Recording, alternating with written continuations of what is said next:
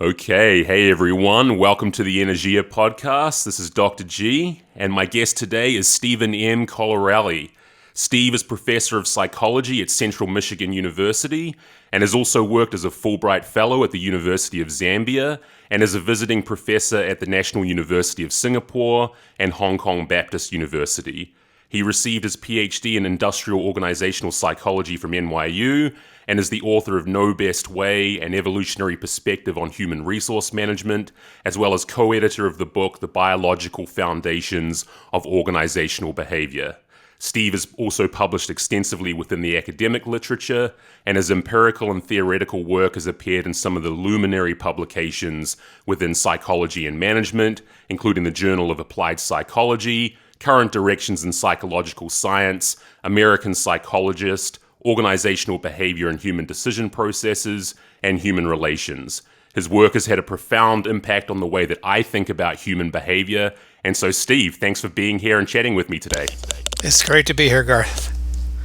Now, you and I first met a few years ago at the Academy of Management conference in Chicago when we were presenting together on the same panel, and at which we also hit it off over our mutual enjoyment of Iron Butterfly's Inagata Davida, as I recall. Probably the only two people in the room who remembered that song.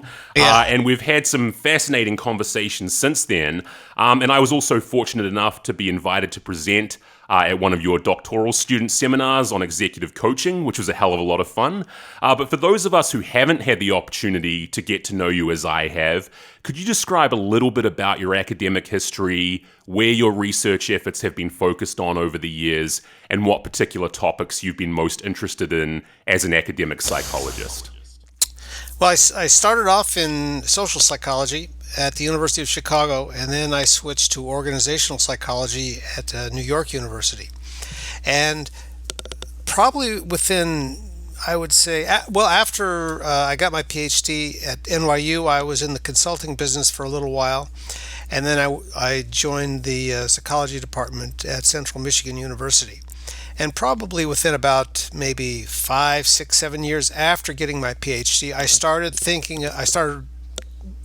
reading about evolutionary psychology or social cultural evolution, and started thinking about how it might apply to industrial and organizational psychology.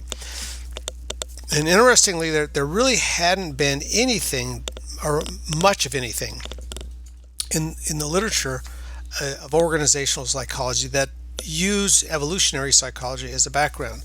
So I started basically in the late 80s and then began doing some studies and starting to get some work published in this idea in the 1990s, and I've continued on from there. To trace the way the studies have gone, I think initially my thinking was looking at actual practices, human resource practices in organizations, and looking at those from an evolutionary perspective. And I'll just give you like a couple of good examples. The academic literature at that time basically argued that the employment interview and letters of recommendation were not useful predictors of performance. Yet just about every organization you can think of would use an interview when looking to hire somebody, and many organizations, of course, use letters of recommendation. And in fact, organizational psychologists use interviews when hiring other organizational psychologists and letters of recommendation. So from an evolutionary perspective, one typically asks questions like, if something is used a lot or seen a lot and seen in different locales, then it must have some functional benefit. And that was how I looked at letters of recommendation and the interview. And I made basically a number of arguments that probably what was going on with, say, the interview was that it was conferring some benefits, but that organizational psychologists hadn't figured out what those benefits were. And then, of course, over the years, more and more studies would come out on the interview suggesting that yes, the interview did pick up on some very basic things like intelligence, verbal facility, and so forth. Probably other things as well that would be important in hiring somebody. Same thing with letters of recommendation. Although most letters of recommendation tend to be positive, right? Nobody's going to ask somebody to write a letter of recommendation where they think the person's going to give them a bad recommendation. From a very simple perspective, you could make the argument that letters of recommendation allow employers to see at a minimum, does this person have alliances? People who would support them. Have they worked with people who think highly of them? And that could be just one example of why these things are so popular. Going along further with this, though, of course, is that, and this gets into evolutionary psychology, that people are prone to pick up on narrative information much more than they are on quantitative information. And so letters of recommendation and interviews, of course, are narrative information about a person. And if you think about the history of humanity, people have been talking and telling stories about one another for literally hundreds of thousands of years. They haven't been looking at test scores for that long at all, perhaps the last 100 years. So it's much more readily accessible to people to look at narrative information about individuals. Yeah, I'm actually glad you raised that. It's going to take us on to another question I want to raise with you later about the benefits of qualitative research in psychology and how that centers on our need for exploring narratives and the benefits we can derive from sharing narratives among one another. But just to, and also we'll return to evolutionary psychology specifically soon, but across your career, it seems like most of your bread and butter academic work has been in these areas of applied psychology and applied behavioral science. So in the year 2022, what do you think is the greatest affordance or contribution that an applied approach can provide for better understanding the complexities of individual lives, careers, goals, and really anything else that the average Joe or Jane blogs cares about in the world? That's a tough question. Let's sort of step back from that a little bit and think about basic science and applied science.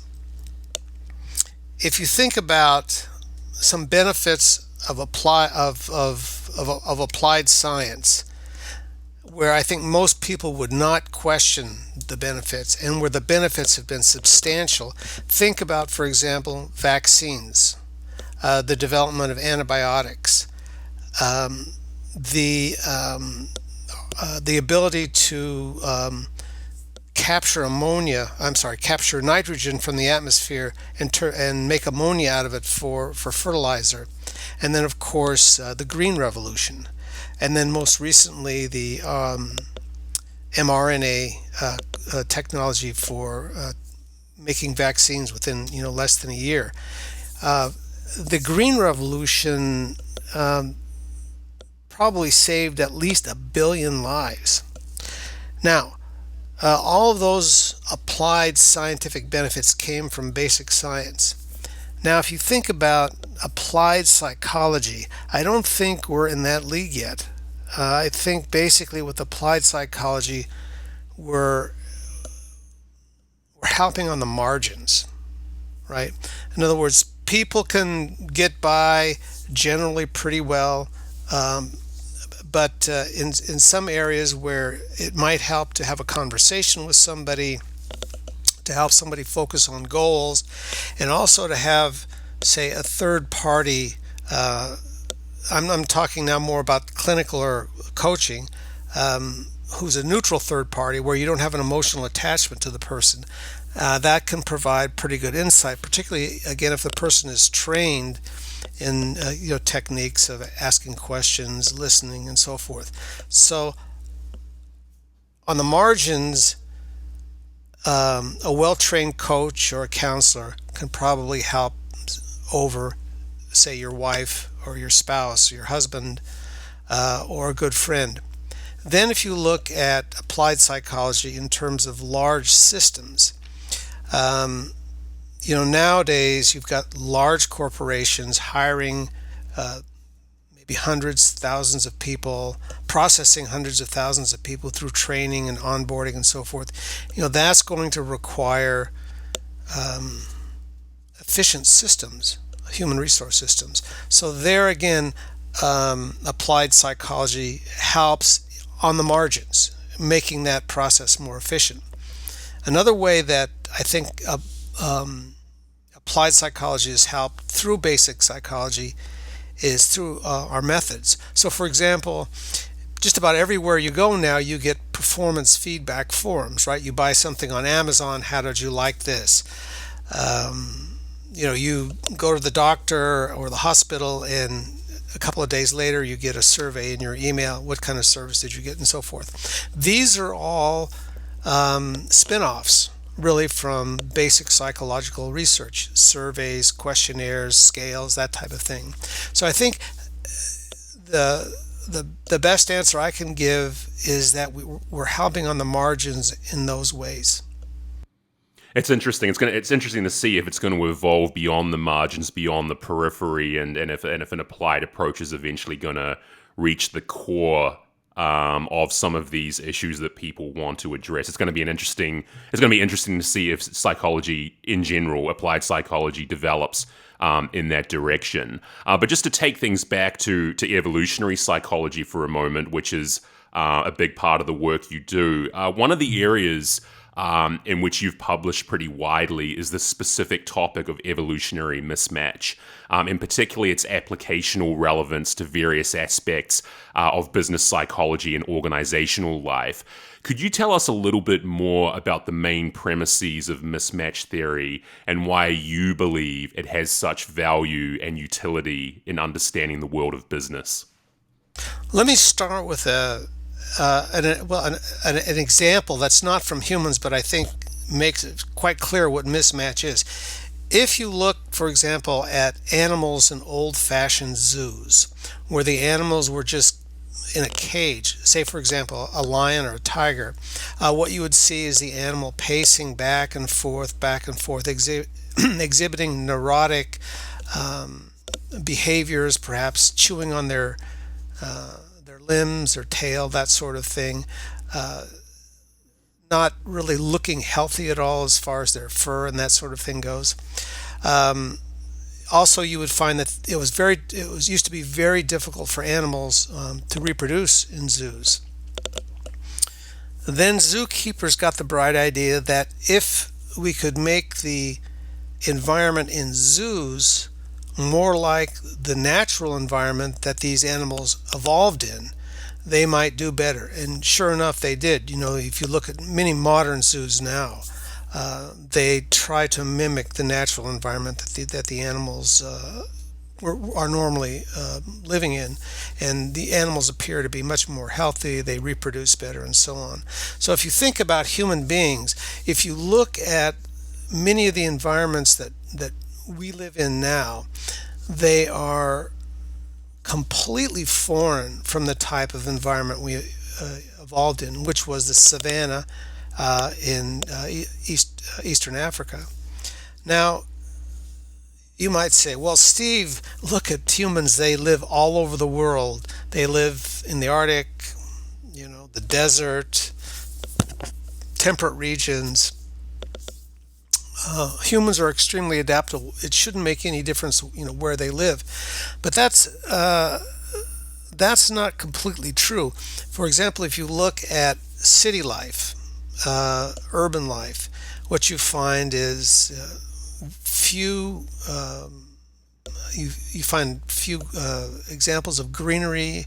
The architecture is very angular, whereas compared to a savanna-like environment where you have curves, non-linear shapes, a lot of greenery, a lot of blue sky, water, This is something that humans generally are much more comfortable in. And if you look at, there's a lot of studies that have been done that find that the stress levels are less, people think clearer, they're more creative, and so on in environments that are more attuned to a savanna-like design. Right. And just looking at mismatch generally and where we're at now with the study of mismatch theory, do you think it's fair to say that what can actually currently be substantiated empirically about mismatch is probably actually a fraction of what other possible instances of mismatch there actually are in the world, but that we're simply restricted by not having the requisite methodological toolkit or technological advances at hand in order to actually empirically cash out some of those other possible instances of mismatch? I'm sure there are. Let me just give you some examples that are becoming more and more common in the literature. For example, food. There's another example of mismatch where if you look at the the type of food that humans evolved to eat, which tends to be fats, carbohydrates, salts, and proteins. What we have now is a situation where these foods are extremely readily available and in condensed form, whereas in the past you had to work hard to get them. So you have a mismatch between our desires for these foods and the availability of them. And if you look at, for example, the actually one of the leading causes of disease would be diabetes, heart problems, and so on that come with eating a bad diet. Another example would be exercise. Humans evolved to exercise. Our bones need a regular exercise to stay strong. And yet, if you look at the way we operate in the world of work, basically we sit pretty much all day. Again, people didn't evolve to sit in a chair all day, or they didn't evolve to look at a computer screen. But to get at your question specifically, are there lots of areas of mismatch? Probably. I mean, I can't really speculate on how many people will find, but just off the cuff, those are some. And another one would be who we associate with. If you look at, say, the lifestyles of hunter-gatherers, which are the best analogs of probably what we lived like as hunter-gatherers hundreds of thousands of years ago. Who did they associate with? They associated with their family, clansmen, and close friends, and that was pretty much it. So those were the people that they associated with day in and day out. But if you look at the modern world of work, who do we associate with typically? It's people we don't know, and oftentimes people who are competitors. So I think there's a lot going on with respect to mismatch. And this, going back to your first question, this was also an area that I've been looking at a lot in recent years, particularly environments that people work in, and have found that when there's more greenery in an environment, either through windows or even pictures and that type of thing, people respond more favorably to those environments than angular, sterile environments. Right, and just bouncing off of that general theme, I mean, in my experience as a coach, I have found that lay people find the basic foundational premises of mismatch extremely persuasive. That when you quote or when you invoke the quote species level or adaptive, maladaptive arguments for why it's good or perhaps not so good for people to do certain things, like you mentioned, not exercising, eating in certain ways, not being around the right types of people, and so forth. When you actually invoke the mismatch premises with people in this way, it actually lands with them and resonates with them in a way in which other psychological theories don't seem to have the same intuitive sensibility. Have you had similar experiences in broadcasting Mismatch to a wider lay audience? And if so, why do you think this theory seems to have such salience for people? I would say where I get the most traction from this is simply from undergraduates. I teach an undergraduate class in evolutionary psychology just about every year, and when I bring up these types of issues, these topics, it seems like common sense. It makes complete sense to the kids there, and I think one of the reasons why it resonates with them, and it resonates also with adults one might talk to, is that it mirrors their personal experience. Think about if you talk to an adult and ask, well, where would you like to go on vacation? To a beautiful mountain retreat somewhere, or a nice beach with lots of water in the horizon, or would you like to go to a busy, polluted, noisy city? It's pretty obvious. Or if you look at real estate prices and real estate preferences, people pay the most for homes that look out over natural views.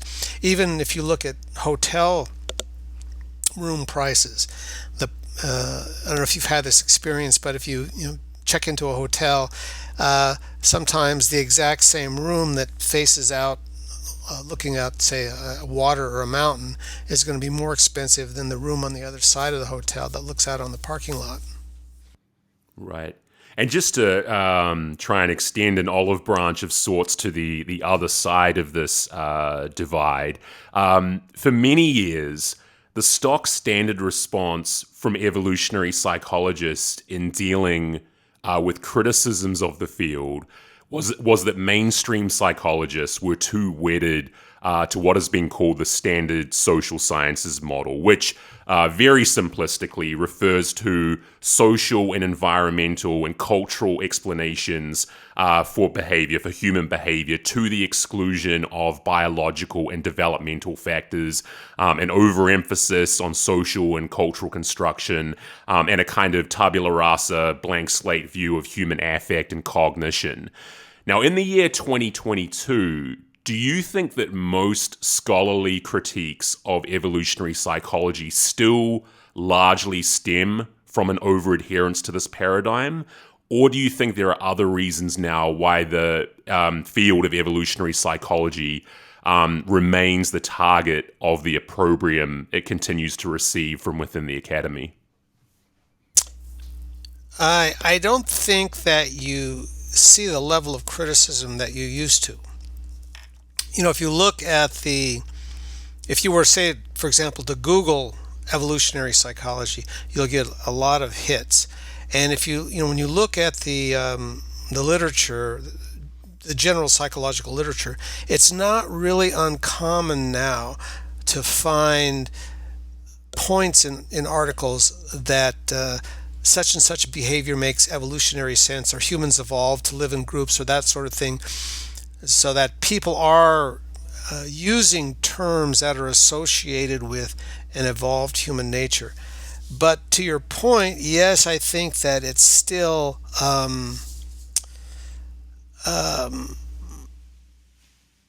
it's still criticized to some degree, and I think to some degree too, that the standard social science model, or that the importance of learning and culture to human behavior is still very strong among psychologists. One reason for that, of course, is that's how many applied psychologists make a living, right? Because when you translate many of the kind of standard theories of psychology into practice, what does it involve? It involves training people to do something, right? If you can have, there's all sorts of training now. There's grit training, various cognitive types of training, and so on and so forth. Parent training, and you could just go on and on and on. It's just a curious point about this.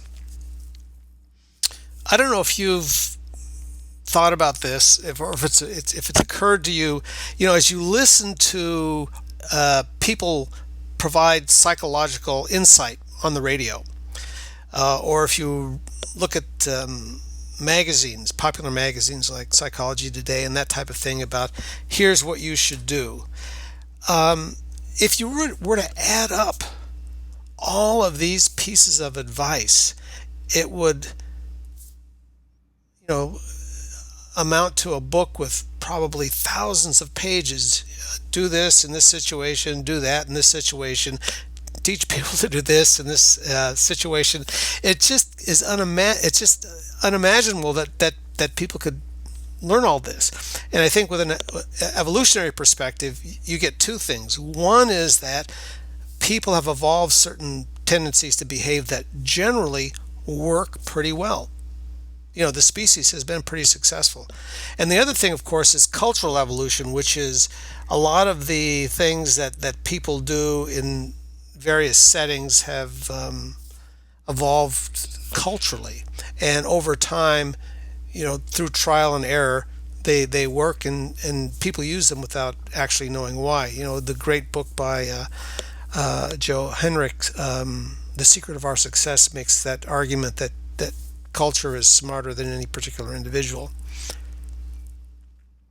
Right, and just to take your mind back, hark your mind back 25 odd years for a moment. Back in 1998, you published an article in American Psychologist entitled "Psychological Interventions in Organizations: An Evolutionary Perspective," and in that article, you state that, quote, "Social science does not have a monopoly on useful social knowledge." And you were citing Lee Cronbach, he of Cronbach's Alpha fame, for all you stats nerds out there, when you made this statement.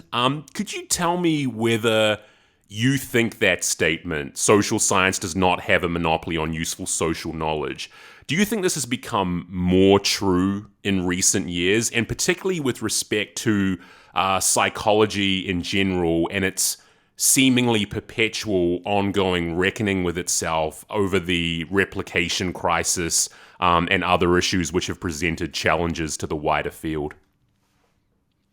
Well, yes and no. I mean, again, psychology has made advances on the margins, and as people learn more and old theories are discarded and new ones become tested and have some support, then those theories can be helpful. Just for example, there was a psychotherapist named Bruno Bettelheim who had a theory about autism, which was that autism was caused by bad parenting. In particular, it was by bad, particularly cold mothers, and the term that was used was refrigerator mothers. And he had a whole system for dealing with autistic kids, which was to take these kids out of their parents' home and put them in his school. And he thought that by training them away from their parents, which were the cause of their problems, that he could cure autism. Number one, it didn't cure autism. And number two, of course, you can imagine the effect it had on the relationship between the child and the parents. And then, of course, how the parents felt, thinking, oh my God, what was it that I did that caused this problem with my child? But now, you do see some therapies for autism from the psychological field that seem to have some positive effects, like, for example, behavior therapy for kids who are late developing verbal skills. So I do think you're getting improvements on the margins slowly but surely. And the thing about the replication crisis, I guess my thinking on that is that this happens in all sciences, where some people say one thing and then it's proven to be wrong, and you just move forward. Just a couple of examples. For the longest time, people thought that the universe was a steady state, that there was no Big Bang. It was, I think, Fred Hoyle's theory of the universe, which was essentially a steady state. And then Gamow came up with the idea of the Big Bang, and over time, people accepted the idea of the Big Bang. Or really, for the longest time, people were unaware of other galaxies besides the Milky Way. Right? When people looked up into the heavens, they just thought these bright lights were just other stars, when in fact, it turns out they're galaxies. Another example. Let's see. I'm trying to think. Oh, remember? I don't know if you remember this. Pons and Fleischmann, two chemists who said they came up with cold fusion, which was, in some ways, it had been a holy grail, but it was just really possible. And of course, it was found out that this was just nonsense, and it was quite an embarrassment for the chemists in physics. So there's lots of examples like that in all the sciences. So I guess I'm not too worried about the replication crisis. I just think it's good that people have identified this problem, and then they're going to start to work on it. Yeah, and it almost seems in some way that a lot of the critics who sort of over exaggerate the extent of the crisis will say something like, they'll put up a straw man like, well, this goes to show that psychology wasn't a real science all along, that it's sort of suffering from the same malaise that economics went through and so forth. But it's, to your point, it seems like, many sciences have gone through this kind of reckoning process, that have had to go through this process of admitting to mistakes, fessing up to what they didn't know, and just, eventually arriving at some approximation of the truth, which gets as close to the real truth as possible. And it's a constant iterative process, right? Somebody Right. has a theory, you get some evidence, it either works or it doesn't work. If it doesn't work, you go back to the drawing board, and you just keep making this sort of incremental progress. It's kind of rare to get these dramatic jumps. Once in a while you get them, but even when you do get them, when you look back on them, they were based on really probably years of bench work before that. A good example was the mRNA vaccine that really was remarkable in terms of addressing COVID so quickly. They had been, the woman who was primarily responsible for that had been toiling for years, couldn't get a full-time academic job. Her grants were not getting funded, but she stuck with it. So there was a lot of work really that went into that before she struck pay dirt, so to speak. Yeah, I guess the glass half full view is that psychology's best days are still ahead of it, that we'll get through this so-called replication crisis, and there'll be sunnier days ahead. But just to take things back to mismatch for a moment, I've often pondered the fact that we are the only species which can both consciously contemplate and consider just how far removed we are from our own state of nature, as we've been discussing today, and spend our lives in unconscious, blissful unawareness of that very removal from such a state of nature. So do you think this kind of betwixt and between state of psychological being has any important implications for some of the hot button, grandiose, teleologically centered topics within organizational behavior, such as finding one's purpose or passion or establishing a vision for oneself? It's interesting you mentioned this about purpose. Just a couple of days ago, I was out for a walk with my wife, and she asked me, well, what's your purpose in life? That's a tough question, right? To think about. Well, if you think about purpose, it's really a human construction, right? A tree doesn't by itself have a purpose. Depending on the human perspective on the tree, you could say, well, its purpose is to provide shade, or to provide wood, or to provide a home for a squirrel, or whatever. Or if you look at it from an ecological perspective, what's the purpose of a tree in a larger ecosystem? And if you think about hunter-gatherers, our hunter-gatherer ancestors, my sense, and I'm just guessing now, of course, is that if you asked somebody what their purpose in life was, they would look at you like, "What do you mean?" I'm making a living, I'm taking care of my family, and that's about as good as it gets. So one of the reasons I think that purpose has become so popular in modern times is that people now have such a almost an infinite choice of what they can do with their lives. And that in itself is a mismatch, right? Yeah, I mean, you have to think about, well, what am I going to do with my life? But really, for millennia, people didn't have that choice. They might have had some choice, but generally, you were born into a village. You would do what your parents did, possibly, maybe not, or something similar. Or if you were, depending on whether it was a patrilocal or matrilocal society, if you were, say, a woman and you got married, you would go to another village, and you'd get married, raise your kids, be a grandparent, and that would be it. Obviously, it was more complicated than in some ways, but it wasn't like the modern world today, where a child, well, what are you going to do? They're just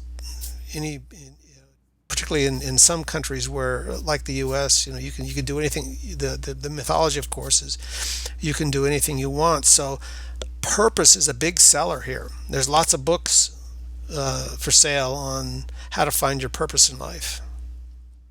All right, just to make a related, to move on to a related topic, but something of a pivot here.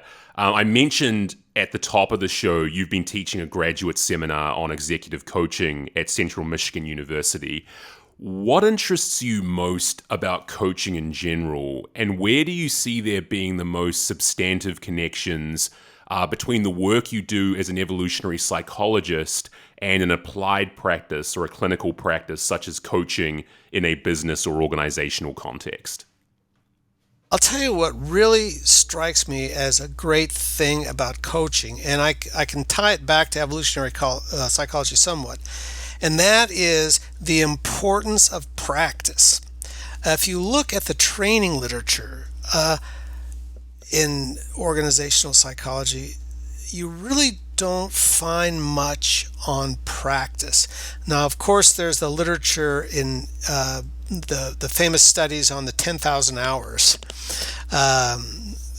But aside from that, there's just not a lot of literature on how important practice is.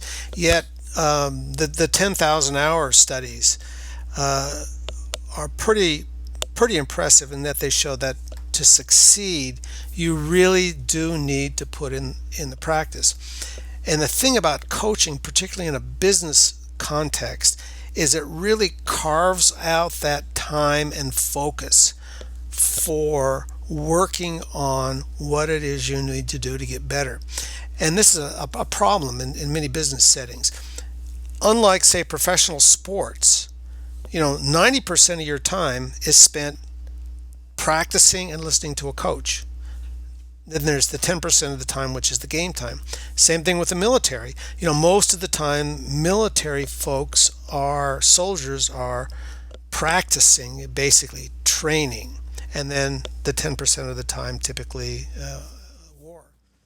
But in a business context, that's not the case. You're hired, and then boom, go, go, go. And you might take a training course here and there, or you might look at something on the internet, but you really don't carve out that time for focus and practice. And I think that is in my mind, one of the most important things that coaching brings to the table.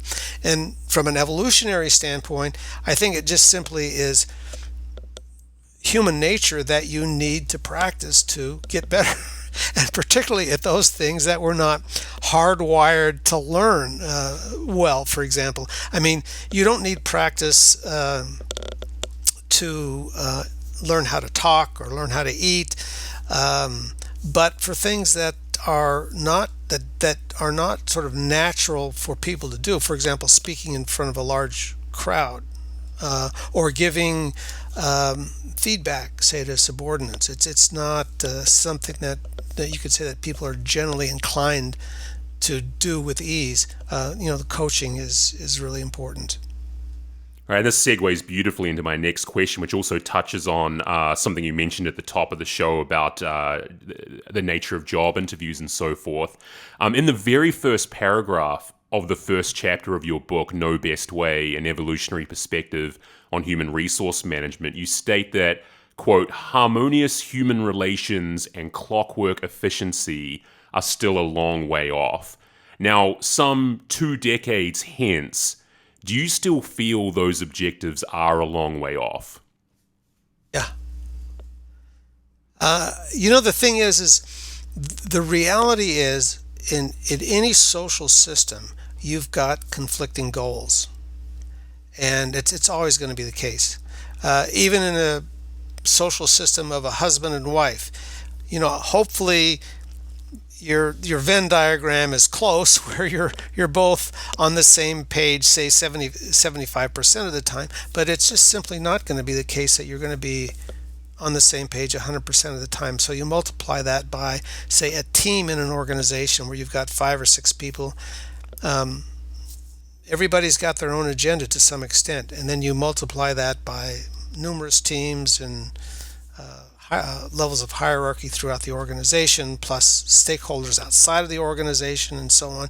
So you've got these conflicting goals, and the trick is to basically do what you can to enable some positive collective action, to the extent that it's possible. It's tough because you look at most companies, they don't last. Right. And now, just penultimate question. Even a cursory glance over your publication history reveals that you're probably more of a quant guy. And indeed, your most cited paper is actually a scale validation paper from way back in 1983. But I'm wondering, from the perspective of someone who is so steeped in a quantitative approach in psychology, what are your views on qualitative research generally, and also specifically with respect to the role that qualitative research might have for better illuminating some of the ongoing puzzles in psychology and organizational behavior? I'm not really,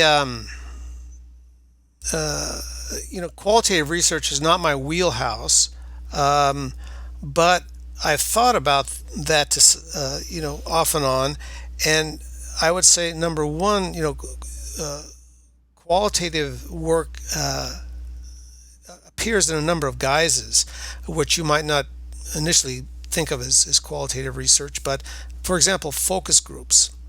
Focus groups are used a lot in marketing and politics, and you try to get some dialogue with people to see what they're really thinking.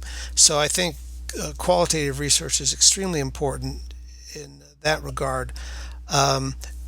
Also in one-to-one work, anytime that you're working with an individual, that's essentially qualitative research where you're engaging in a dialogue with that person. So essentially with qualitative research, what you're trying to do is dig deeply into what a person's thoughts or opinions or attitudes are about a particular topic. And an advantage of that is, although you may have some preconceived notions, at least enough to ask some questions, you try to keep it as open as possible. Whereas with quantitative research, oftentimes you give people a choice. Here's your questions, and then which one of these answers do you choose? And so, really, you're limiting the amount of information that you can get in terms of what that person's really thinking. Yeah, and it's interesting you say that. I mean, I've always said that the best way of doing research on coaching, for example, is just to coach.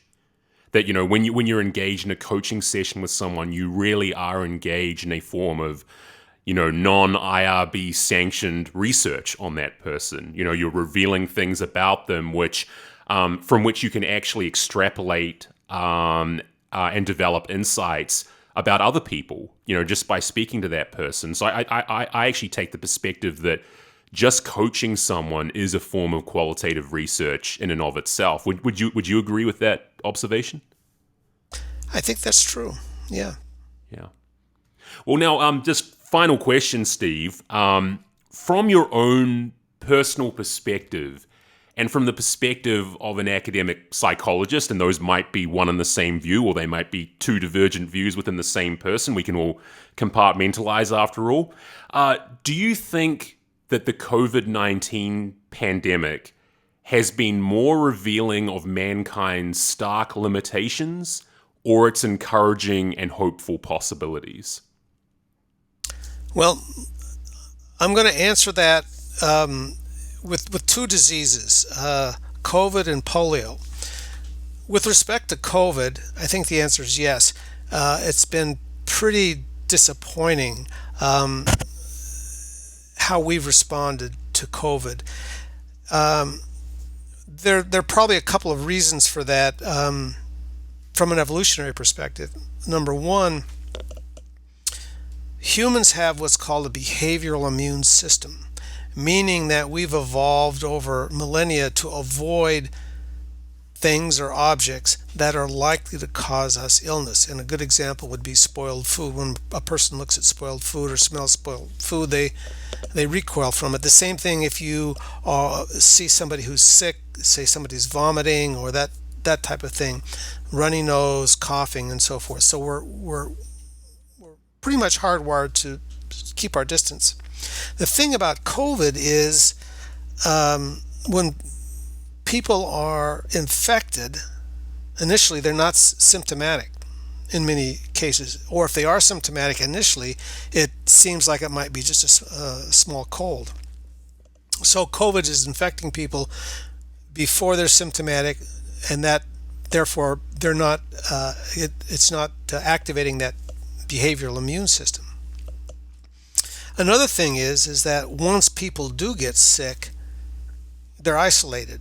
So again, people don't see the gruesomeness of the disease. And a third thing with respect to COVID, which has made it a problem, is the people who get really sick and the people who are most likely to die from COVID are the elderly. And think what you might, I think the elderly, from an evolutionary standpoint, have lost their reproductive value compared to, say, the middle aged and the younger people. So if somebody's going to have to go, okay, it's going to be the elderly. It's sad, but it's not as bad as if it were, say, children or people in the prime of life. If you look at polio, it was a completely different situation with respect to each of these attributes. Polio was, for the first half of the 20th century, the most feared disease in many parts of the world, certainly in the U.S. But polio attacked infants and children. Really, adults typically didn't get polio. And what it would do is, of course, people would become crippled with polio. And so, of course, it was very easy to see the effects of polio activating the disgust part of the behavioral immune system. So if people would see a child who is crippled, that would definitely make an imprint on them that this disease is bad news. So when the vaccines first came out, I think first it was Sabin, and then the Salk vaccine, people cheered those scientists, so they were regarded as heroes. And initially, there didn't need to be any mandates. Parents would line up to get their kids vaccinated. And by 1979, there were no natural cases, wild cases of polio in the United States. And then I think as of now, 2022, there only have been 200 wild cases of polio in the world. So there's an example where you did see the best of humanity, but again, there were aspects of that disease that made it easier for people to respond to in a productive way. Yeah, and it's interesting what you say about the elderly. I mean, one thing that struck me in terms of people's reflexive response to COVID since the beginning of the pandemic is this attitude of, well, it only strikes down the elderly. And if you're young and fit and healthy, you're largely bulletproof against it. And it's kind of had this unwitting effect of the elderly and the infirm being kind of chucked on the sacrificial scrap heap as if they don't matter. People have sort of put it out of their minds in a way for which, like you mentioned with polio, I think it was much more vivid and jarring for people to see this affect people in the prime of their lives, and it prompted them to do something about it. Whereas for many reasons, some explicable, some not explicable, at least to me, it seems like, yeah, I mean, elderly people have just been kind of an afterthought. It's kind of like, well, okay, this is now an endemic disease. There are going to be some casualties. So, as long as it's the elderly and infirm, well, those are casualties we can probably live with. And I mean, to me, that's just a horrible attitude to maintain. And I mean, also when you look at, I was reading the other day that in Australia, where 92% or 93% of the population are now double vaxxed, life expectancy in the 2 years since the pandemic began has gone up. Now, that's a very, very stark contrast to countries like the United States, for which there has been these phenomena of vaccine hesitancy and vaccines themselves, and frankly, COVID itself being another wedge issue, which is, used to set up people in opposition to one another. And because of the dominance of American soft power in the world, that inevitably, those attitudes, that kind of wedge issue approach gets exported to the rest of the world. And so, although vaccine hesitancy and and aversiveness to vaccines and so forth, and this kind of repudiation of the scientific orthodoxy around COVID, while it's not as prominent in, say, some of the other developed nations in the world, we have kind of had the unfortunate effect of getting it second-handed in, kind of grandfathered in from the American social divide. And so even though countries like Australia are more heavily vaccinated and are experiencing life expectancy increases because of it, there's still this undercurrent of aversiveness to vaccines, and again, like a repudiation of the general science, which I think has been an export from the. This is not me laying the blame entirely at the foot of the United States, but it seems to me that American soft power and the American cultural propensity to erect wedge issues, kind of de novo in a lot of ways, has been responsible for some of the issues we see with COVID across the rest of the world. There's a famous book written by Hofstadter, a historian, called Anti-Intellectualism in American Life. And so there's always been a bit of a strain of anti-intellectualism in America. On the one hand, we love our scientists when they do things that are useful, immediately useful. But in other times, sometimes scientists and intellectuals are tolerated at best. There's another interesting book by David McCullough called The Johnstown Flood. And this was about a flood that destroyed Johnstown, Pennsylvania in the late 19th century. And what had happened was the wealthy class built an artificial lake on top of a mountain next to the town. So the town was below the mountain. And the engineers told these guys, they said, look, if you put a lake up here, it's not going to hold. And over time, it's going to collapse and it's going to flood the town. And of course, they didn't follow their advice. And that's exactly what happened. It wiped out the town. It was a historic disaster.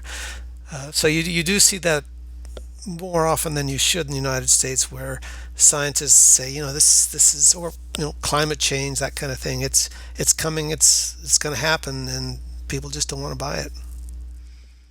Yeah, well, yeah, I mean, I feel like this could take us in a detour down a rabbit hole for which we could spend many hours within and many more hours trying to extricate ourselves from. But we are at the point of running out of time and tape, Steve. So let's bring it to a close here. It's been a real pleasure having you on the podcast. It's always a pleasure to speak to you, always fascinating, and hope to have you back. Thank you so much for making the time today. Thank you so much. The pleasure's all mine. Awesome, Steve. All right, mate, we'll take care of yourself and we'll talk again very soon. Okay. All right. Take care. Cheers, Steve. All right.